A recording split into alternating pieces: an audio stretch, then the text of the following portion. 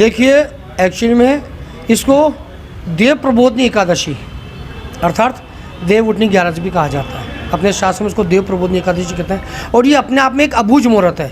जैसे कि इस साल के अंदर जो 5-6 अबूझ मुहूर्त होते हैं, जैसे बसंत पंचमी है और देव उठनी 11 से, पीपल पूनम है, बुद्ध पूनम है और आखा तीज है।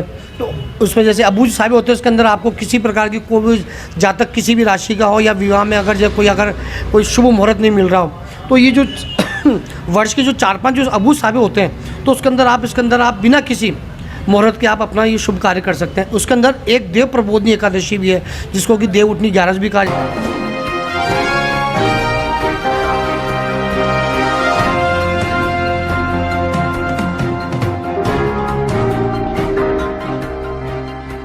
अपना ये शुभ कार्य कर सकते हैं। उसके अंदर एक देव प्रबोधनी एकादशी भी है, जिसको कि देव उठनी 11 भी कहा जाता है। तो इस दिन से जो भी अब तक जो मांगलिक कार्य में जो प्रतिबंध लगा हुआ था, वो कल से वो प्रतिबंध हट जाएगा। जैसे ही अपना सूर्योदय होगा सुबह, उसके बाद से मांगलिक कार्यक्रम आरंभ हो जाएंगे। मलमास लगेगा जब तक ये जो मांगलिक कार्यक्रम बिल्कुल संपन्न रहेंगे।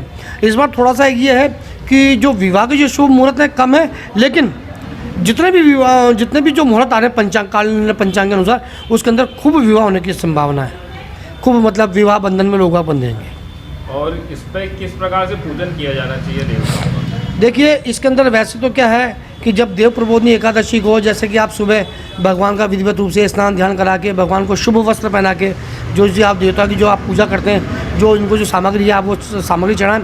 और संध्या समय 5 दीपक, अगर जैसे आप अपने प्रतिष्ठान पे हैं तो अपने प्रतिष्ठान में 5 दीपक जलाएं, और अगर घर पर हैं तो 5 दीपक अपनी दहलीज पे और 5 उस अपनी छत के। तो ये इसका तात्पर्य ये है कि अस्तो माँ तत्समय तत्सो माँ ज्योतिघर में, कि हे प्रभु इस अंधेरे को दूर करके मुझे ज्योति की ओर, उजाले की ओर ले चलो। तो ये जो प्रकाश है पूरे ब्रह्मांड में फैलता है, तो उसको देव प्रबोधनी देव उठनी एकादशी भी कहा जाता है। इसलिए इनका दीपक का भी विशेष महत्व है। देव उठनी 11 से इस पर किस प्रकार से जो देवताओं को एक तरह से जो सनातन धर्म में परंपरा चली आ रही, किस प्रकार से उठाने देव उठनी 11 को बनाया जाना चाहिए? देखिए प्रभु, काफ़ी अच्छा सवाल किया।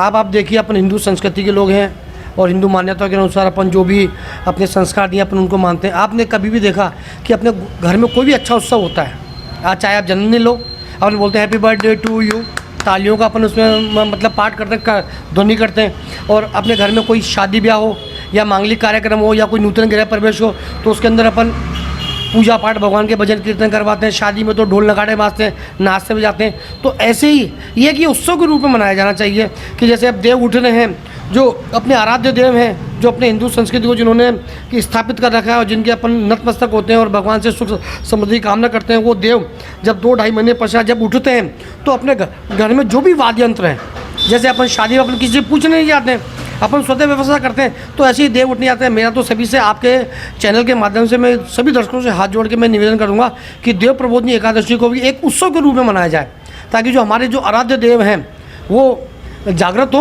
और जो भी पृथ्वी में जो जिसके मांगलिक कार्य हैं, जिनको मान्यता है, जो मानते हैं प्रभु को, उनका गुणगान करें प्रभु और उनके कार्य संपादित करें।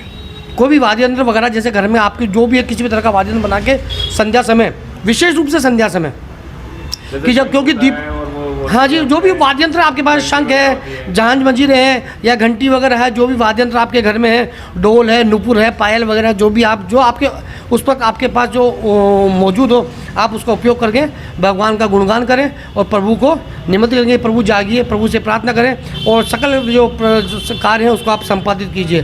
तो और ख़ासकर इसका विशेष महत्व शाम के समय इसलिए होता है कि क्योंकि दीपों की जो आपको मैंने भी अभी पहले भी बताया कि अस्तो माँ सदमय तत्सो माँ ज्योतिघर में, कि हे प्रभु मुझे इस अंधेरे से जो अब तक था, जो मांगलिक कार्य बंद थे, आप इन अंधकार को दूर करो और सर्वत्र ब्रह्मांड में इस पृथ्वी के अंदर आपने अपने उजाला फैलाया। बिल्कुल। आपका शुभ नाम? योगेश गौतम, प्राचीन श्री बालाजी कार समाज मंदिर, मदारगढ़ के माध्यम से सभी दर्शकों जो भी इसको देख रहे हैं, देव प्रबोधनी एकादशी की सबको कोटि कोटि हार्दिक शुभकामनाएं।